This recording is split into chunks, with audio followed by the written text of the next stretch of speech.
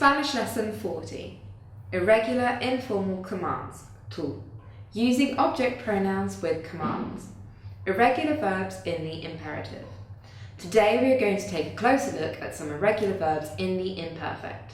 The following 8 verbs have irregular informal commands in the affirmative.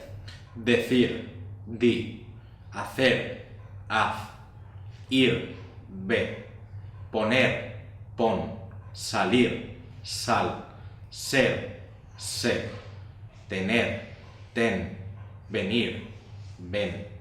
Note, these irregularities only occur with affirmative to commands. To form negative informal commands with these verbs, use the to form of the present subjunctive. Look at the difference between these two sentences. Haz la comida. No hagas la comida. Using object pronouns with commands. With all affirmative commands, we attach the object pronouns directly to the end of the imperative form of the verb. Have a look at these examples. Recoja mañana el coche. Pick the car up tomorrow. Recójalo usted. Pick it up. Devuelva el dinero. Give the money back. Devuélvalo. Give it back.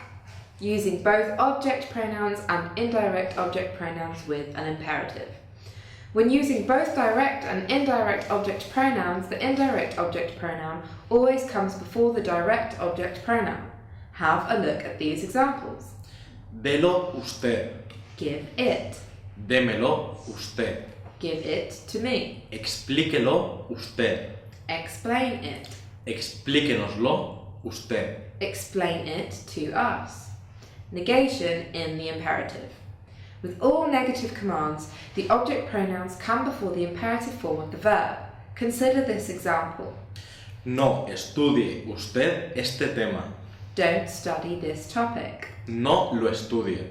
Don't study it. When using both direct and indirect object pronouns, the indirect object pronoun always comes before the direct object pronoun. Have a look at these examples. No se lo diga. Don't tell it to him. No se las des.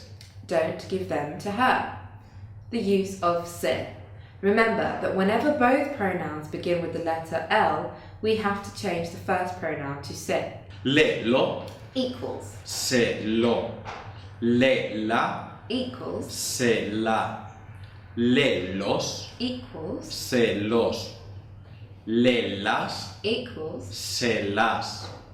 Les-lo. Equals. Se-lo. Les-la. Equals. Se-la.